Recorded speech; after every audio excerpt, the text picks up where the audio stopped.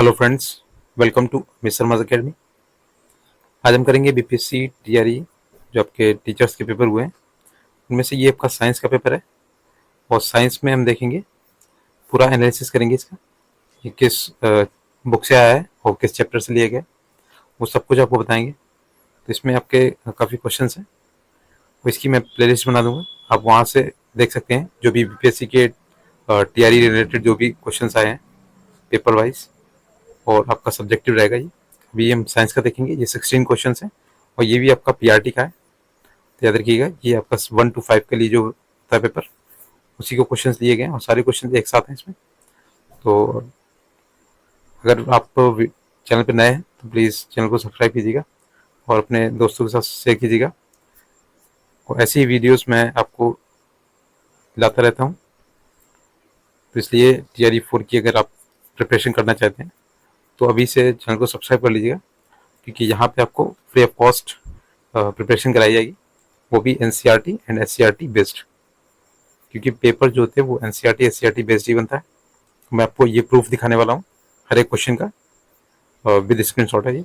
ठीक है, तो चलिए स्टार्ट करते हैं इसमें। और ये बताऊंगा मैं आपको ये किस पेपर का है। पहला क्वेश्चन देखिए, 107 का है। धातु निष्कर्षण में निम्नलिखित में से किसका उपयोग किया जाता है? तो ये धातु निष्कर्षण आपने काफ़ी विधियां पढ़ी होंगी जो निष्कर्षण की होती है। तो एक धातु निष्कर्षण है, उसमें से पूछा गया कि किसका उपयोग किया जाता है। तो ये आपका कोक का किया जाता है। ठीक है, ये कोक वो कोयला वाला नहीं है। ठीक है, ये आपका देखिए NCERT क्लास 8 का है, कोयला एवं पेट्रोल नामक एक चैप्टर है। तो इसमें देखिए आपको दिखाते हैं, यहाँ देखिए ये देखिए लिखा हुआ है, यहाँ पे हेडिंग पड़ी हुई है कोक में। ये एक कठोर संरद्र और काला पदार्थ है। ये कार्बन का लगभग शुद्ध रूप होता है। कोक का उपयोग इस्पात के औद्योगिक निर्माण और बहुत से धातुओं के निष्कर्षण में किया जाता है। ठीक है, तो ये आपका होता कोयला ही है, लेकिन इसका शुद्ध रूप होता है ये कार्बन का। ठीक है, देखिए यहाँ पे लिखा हुआ है पूरा, ये आपका धातु निष्कर्षण में आपका यहाँ पे कोक का ही यूज होता है। ठीक है, तो पूरा यहाँ पे डिटेल में दिया गया है, पढ़ लीजिएगा। ये आपका क्लास NCERT 8 का है। ठीक है, कोयला एवं पेट्रोल का। तो अगर आपको ये PDFs जो आपके NCERT की बुक्स की PDF है चाहिए हो तो आप एक बार चैनल पे विजिट कीजिएगा। और डिस्क्रिप्शन बॉक्स में टेलीग्राम चैनल का लिंक दिया गया, वहाँ पे आपको काफ़ी बुक्स मिल जाएंगी। और आपको जो NCERT ओल्ड NCERT और SCERT की PDFs भी आपको मिल जाएंगी, और उससे आप PDF से पढ़ सकते हैं। नेक्स्ट क्वेश्चन देखिए, प्रेम से गुजरने वाले सबसे अधिक अपवर्तित होने वाला जो रंगीन प्रकाश है वो कौन सा होता है? देखिए आपने विबग्योर पढ़ा होगा अपने क्लासेस में, क्लास 10th का। ये आपका मानव नेत्र नामक एक चैप्टर है। ठीक है, तो यहाँ पे विबग्योर होता है। तो ये आपका जो वॉयलेट होता है, तो ये सबसे अधिक अपवर्तित होने वाला रंगीन प्रकाश होता है, सबसे अधिक अपवर्तित होता है। तो ये कम दिखाई पड़ता है क्योंकि ये रिफ्लेक्शन ज़्यादा करेगा। इसीलिए जो आपके सिग्नल होते हैं, आपने देखा होगा जो ट्रेन में सिग्नल वगैरह बनाए जाते हैं ट्रेन की पटरियों पे, तो वो रेड कलर के बनाए जाते हैं क्योंकि वो कम परावर्तित होता है और वो ज़्यादा स्कैटरिंग नहीं करता है, तो वो थोड़े से एरिया में रहता है, तो इसलिए लाल रंग हमें ज़्यादा दिखता है। वहीं वायलेट जो रंग होता है ये दूर से कम दिखाई पड़ेगा क्योंकि ये सबसे अधिक अपवर्तित होता है। ठीक है, रिफ्लेक्शन ज़्यादा करता है तो ये कम दिखाई पड़ता है। इसका ऑप्शन नंबर सी हो जाएगा, बैगनी। और चलिए इसका प्रूफ दिखा देते हैं। NCERT क्लास 10th का है, मानव नेत्र। यहाँ पे आप देखिएगा,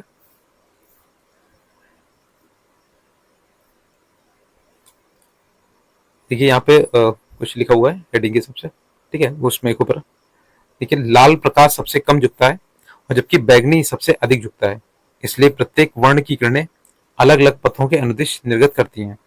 तो देखिए यहाँ पे लाल प्रकाश जो होता है सबसे कम झुकता है। ठीक है, तो कम झुकेगा तो कम स्कैटरिंग करेगा, और आपका बैगनी जो होता है वो ज़्यादा अपवर्तित होता है, तो इस वजह से आपका ये दूर से कम दिखाई पड़ता है। यहाँ पे भाषा तो वो नहीं ली गई, लेकिन हाँ थोड़ा सा आपको हिंट दे दिया गया है। क्वेश्चन आप सभी आपको मिलेंगे इसमें से। और अगर आप इसी हुबहू क्वेश्चन देखना चाहते हैं तो आप NCERT का जो एग्जाम्पलर आ रहा है आपका 9th 10th का, क्लास 9th एंड 10th का, तो आप उसे जरूर पढ़िएगा। आपके पास जो भी बुक हो एग्जाम्पलर की, उससे पढ़िएगा, आपको ये MCQs काफ़ी मिल जाते हैं उसमें। ठीक है, और अगर आपको PDF चाहिए हो एग्जाम्पलर की तो आप टेलीग्राम चैनल ज्वाइन कीजिएगा। वहाँ पे आपको जो जेन्यून आपका एनसीईआरटी की एग्जाम्पलर बुक है वो आपको मिलेगी, और बाकी आपके जो एसके झा की है वो भी आपको एग्जाम्पलर मिल जाएगी वहाँ पे। नेक्स्ट देखिएगा, क्वेश्चन नंबर है आपका 109 का, किसी चालक का प्रतिरोध समानुपाती होता है।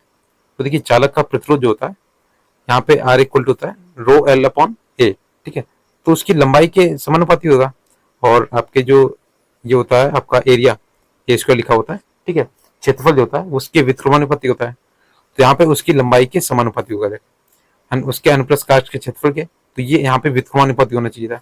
घनत्व, तो यहाँ पे घनत्व दिया नहीं है, तो v इक्वल टू एक आई आर होता है आपका, ओम का नियम होता है, तो ये भी आपका टीआरई में कई बार आया हुआ है, ठीक है, और मेन फॉर्मूला इसका आपका यही है, R equal to rho L upon A, ठीक है, तो यहाँ पे अगर व्युत्क्रमानुपाती देता तो आपका यहाँ पे अनुप्रस्थ काट का क्षेत्रफल हो जाता है, ठीक है, लेकिन यहाँ पे लंबाई के समानुपाती पूछा गया, तो ये आपका एल हो जाएगा, ठीक है, तो उसकी लंबाई के आपके अनुक्रमानुपाती होता है।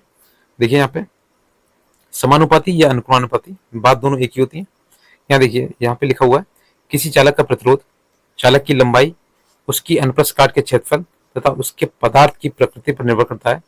परिशुद्ध माप ये मानते हैं कि किसी धातु के एक समान चालक का जो प्रतिरोध होता है उसकी लंबाई के अनुक्रमानुपाती होता है, ठीक है, तो मोस्ट इंपॉर्टेंट है आपका ये अनुक्रमानुपाती बोले या प्रोपोर्शनल टू बोले या समानुपाती बोले, तीनों शब्दों का एक ही अर्थ है, और उसकी अनुप्रस्थ काट के क्षेत्रफल के व्युत्क्रमानुपाती होता है, ठीक है, व्युत्क्रम में होता है, इनवर्सली प्रोपोर्शनल होता है इंग्लिश में अगर बोला जाए तो, ठीक है, तो दोनों ही याद रखिएगा, आपसे टीआरई 4 में पूछ सकता है इसमें क्वेश्चन अगर अलग बनेगा।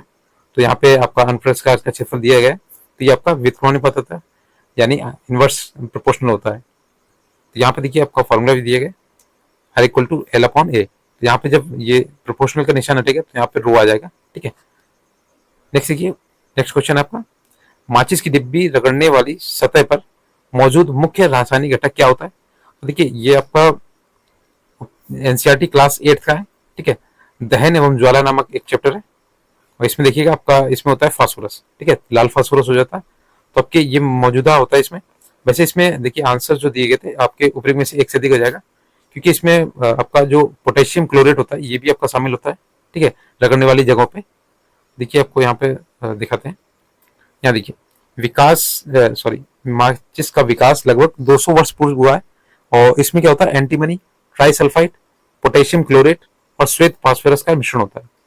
कुछ गोंद और स्टार्च के साथ मिलाकर उचित लकड़ी से बनी माचिस की तीली के सिरे पर लगाया जाता है। तो यहाँ पे क्या लगाया जाएगा, सफेद फास्फोरस और पोटेशियम क्लोरेट और एंटीमनी ट्राई सल्फाइड लगाया जाता है।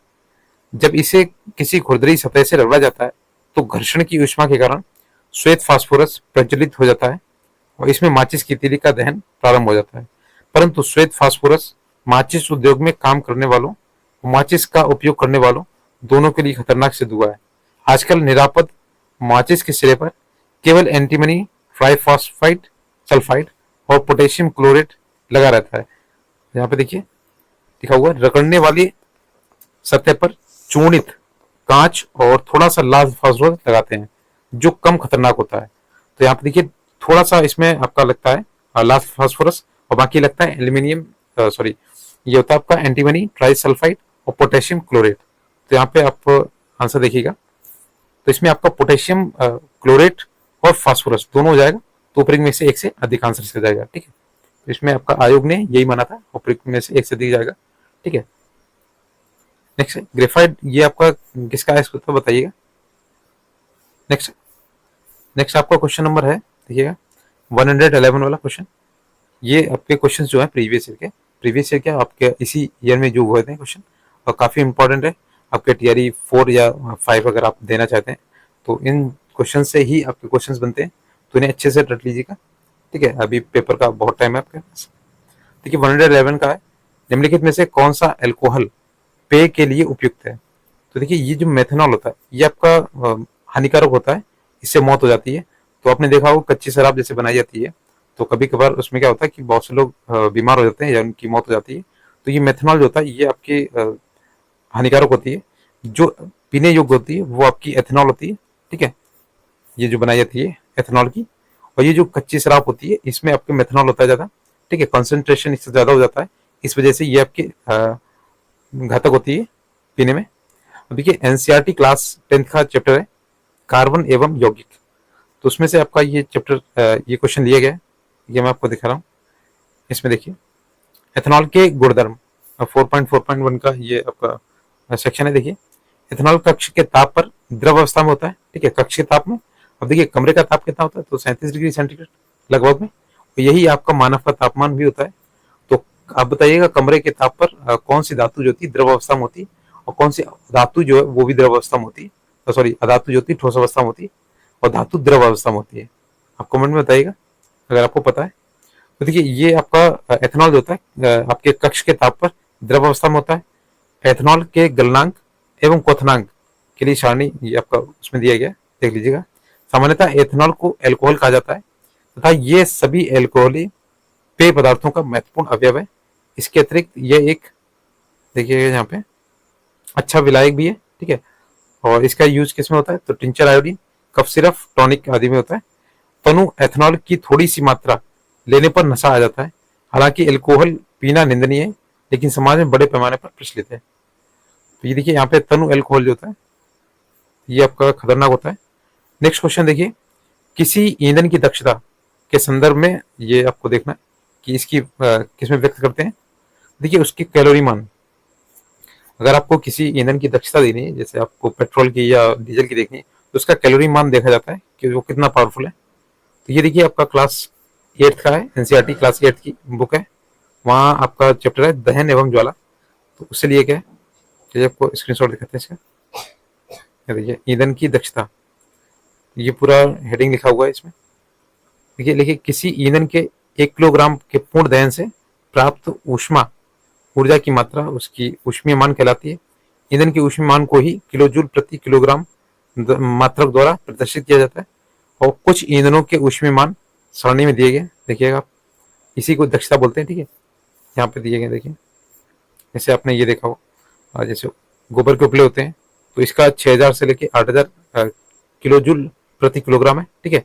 और लकड़ी का 17000 से 22000, जितना इसका ऊष्मीय मान होता है वो उतना ही इसका दक्ष होता है। देखिए यहाँ पे कोयला इसका सबसे ज्यादा है, और अगर पेट्रोल का देखें तो ये 45000, और फिर आपका मीथेन, सीएनजी और एलपीजी, इसलिए आपको बोला जाता है ये सीएनजी और एलपीजी में स्विच करने के लिए, ठीक है। जैव जो गैस होती है, जैव वाली जो आपका जो प्रदूषण नहीं फैलाती है, तो इसका 35000 से लेकर 40000 तक होता है। हाइड्रोजन, ये जिसे आपका फ्यूचर फ्यूल बोलते हैं, इसे भविष्य का ईंधन, इसमें 1.5 लाख के करीब ऊष्मीय दक्षता होती है, ठीक है। तो ये मोस्ट इंपॉर्टेंट है। हाइड्रोजन पूछ दिया जाता है आपका, जो भविष्य का ईंधन किसे कहते हैं, तो याद रखिएगा हाइड्रोजन कहते हैं इसे। नेक्स्ट देखिएगा, आप इस जो भी मैंने चैप्टर बताया हुआ आप अच्छे से पढ़ लीजिएगा इसे, क्योंकि वो तो मस्ट है, आपको पढ़ना जरूरी है। देखिए 113 नंबर क्वेश्चन है, खाने के डिब्बों पर जस्ता के बजाय टिन की परत चढ़ाई जाती है, क्यों। तो देखिए ये क्वेश्चन जो आपका 3 बार रिपीट हो चुका है टीआरई 3 में ही, टीआरई 3, 2 और 1 में। तो आप इसे अच्छे से पढ़ लीजिएगा। अभी जो पेपर हुआ था 3.0 का जो कैंसिल हुआ था उसमें भी आया था, और जो एग्जाम हुआ उसमें भी यही क्वेश्चन आया, सेम क्वेश्चन है। और ये आपका देखिए क्लास 10th का है एनसीईआरटी, और धातु एवं अधातु का चैप्टर है, और यही क्वेश्चन आपको सेम मिलेगा क्लास 10th का जो की आती है एग्जाम्पलर में, आपको यही क्वेश्चन सेम हूबहू मिलेगा आपको, ठीक है। तो आप एग्जाम्पलर जरूर पढ़िएगा क्लास 9th एंड 10th का, इन्हीं 2 के आते हैं, ठीक है। 8, 6, 7, 8 का नहीं आता है। तो देखिए यहाँ पे क्वेश्चन दिया है, तो इसका आंसर देखिए टिन की तुलना में जो जस्ता होता है वो अधिक प्रतिक्रियाशील होता है। जस्ता जो होता है अधिक प्रतिक्रियाशील होता है, तो जस्ता की जगह क्या बनाया था, टिन की परत चढ़ाई जाती है, क्योंकि अगर जस्ते की चढ़ाई जाएगी तो ये आपकी क्रिया कर लेगा, ठीक है, और ये विषैला पदार्थ बना देता है। देखिए यहाँ पे लिखा हुआ और पूरा आपका एमसीक्यू फॉर्मेट है। देखिए कोई धातु ऑक्सीजन के साथ अभिक्रिया कर उच्च गलनांक वाला यौगिक निर्मित करती है, यह यौगिक जल में विलय है, यह तत्व क्या हो सकता है। देखिए सॉरी मैंने दूसरा क्वेश्चन पढ़ लिया। खाद्य पदार्थों के डिब्बों पर जिंक की बजाय टिन का लेप होता है, क्योंकि देखिए यहाँ पे टिन की अपेक्षा जिंक अधिक अभिक्रियाशील होता है, ठीक है।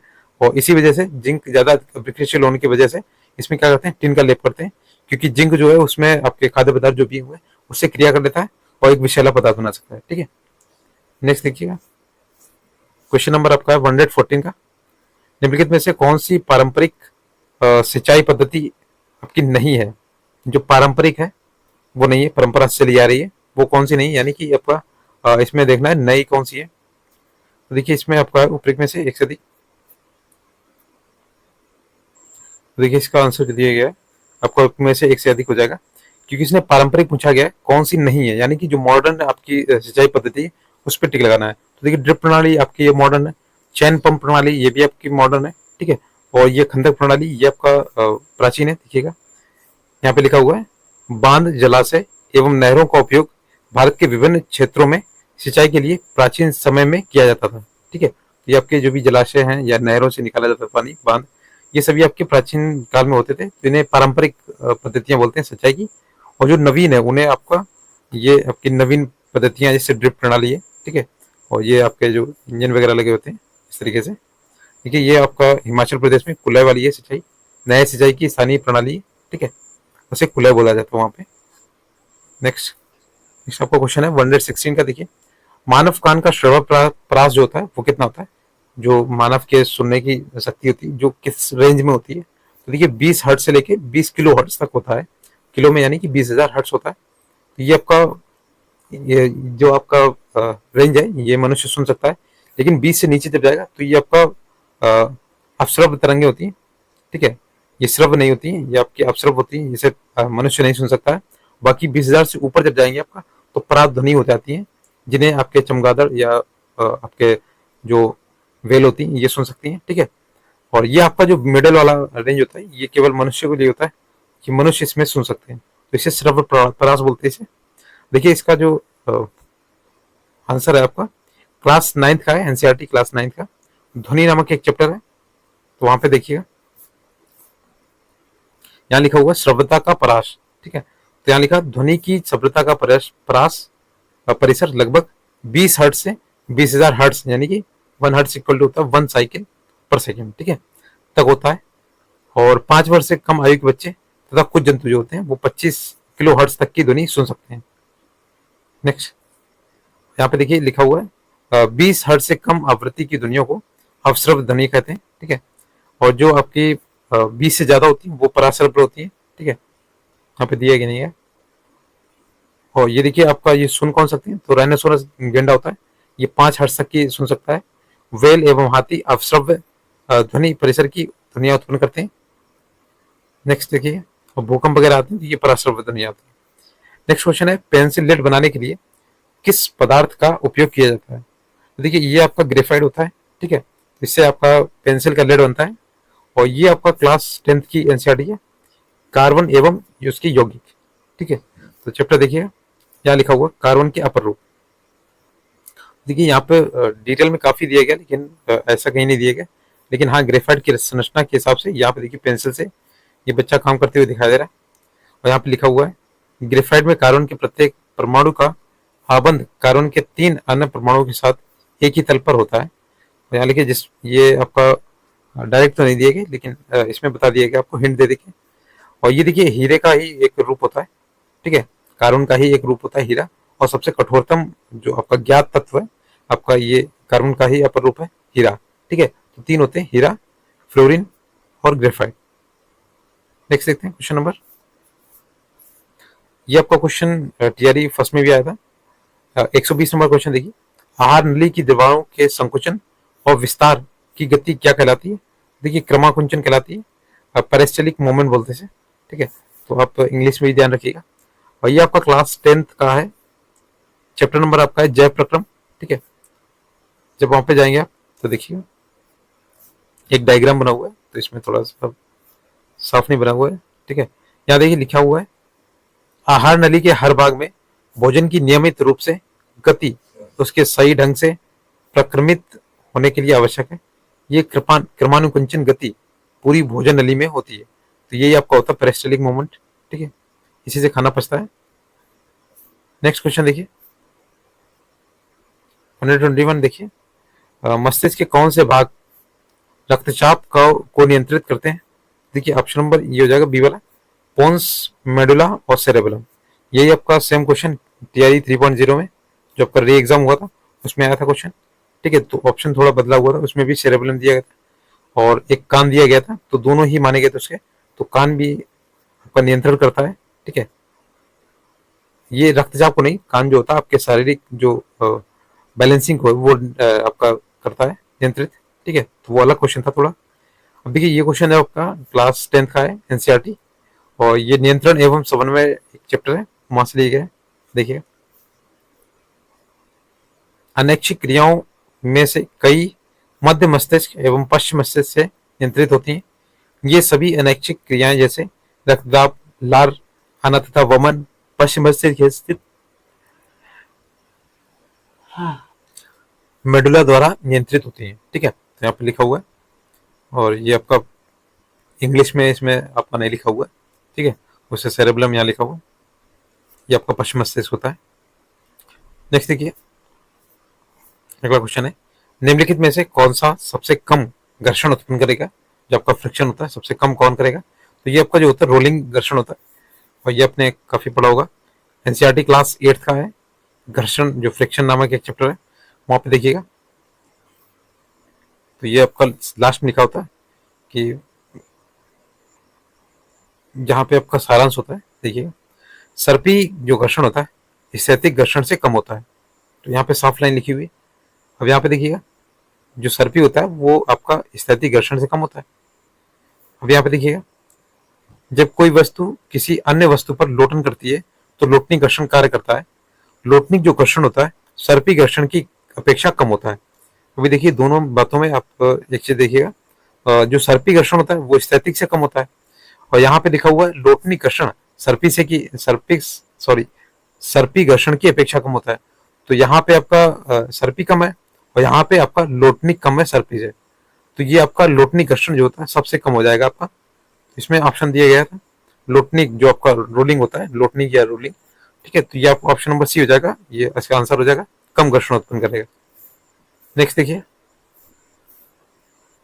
ये आपके कुछ क्वेश्चन है जो आपका उसमें नहीं मिले थे एनसीईआरटी में, तो उन्हें ऐसे ही देख लीजिएगा। मानव गुर्दे की कोशिकाओं में लिंग गुणसूत्रों की संख्या कितनी होती है? ये आपको पता होगा, एक जोड़ी होते हैं।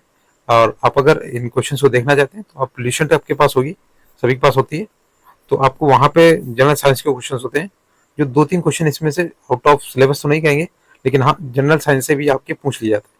ठीक है, तो वो एनसीईआरटी में तो नहीं मिलेंगे। नेक्स्ट क्वेश्चन आपका, निम्नलिखित में से किसमें उच्चतम ऊर्जा होती है? तो देखिए आपका रेड जो लाइट होती है, रेड लाइट में आपकी सबसे उच्चतम ऊर्जा होती है, इसीलिए इसे लाल रंग को जो आपके जो सिग्नल वगैरह होते हैं उसमें लगाया जाता है। स्कैटरिंग भी कम करता है और दूर से ज्यादा दिखाई भी पड़ता है। तो ये आपका उच्चतम ऊर्जा होती है, इसमें ऑप्शन नंबर सी हो जाएगा।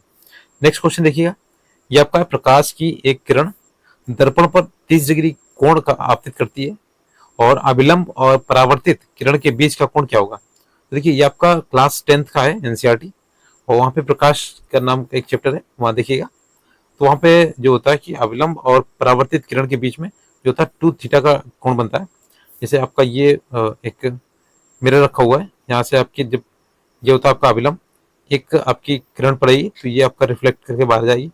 तो यहाँ पे आपका दिया गया है 30 डिग्री। ठीक है, और यहाँ पे पूछा गया ये पूरा कोण पूछा गया है। ठीक है, तो ये आपका हो जाएगा 60 डिग्री, क्योंकि 2 थीटा का इस मल्टीप्लाई होगा। तो ये आपका ऑप्शन नंबर हो जाएगा सी वाला, 60 डिग्री। नेक्स्ट देखिए, इसमें आपका ये लास्ट हो गया क्वेश्चन। ठीक है, और ये आपके क्वेश्चन थे 16 क्वेश्चन, और मैं बता दूं ये आपका टीआरई जो था और 2.0 जो हुआ था, और जिसमें के जो पीआरटी का है, पीआरटी में आपका साइंस के आपके 16 क्वेश्चन आए थे, ये आपका उसी का हल था। ठीक है, और मैंने बता दिया कि ये किस चैप्टर से लिया गया और कौन सी बुक आपको फॉलो करनी चाहिए। तो आप एनसीईआरटी और सीआरटी के अलावा ही कोई भी बुक मत देखिएगा।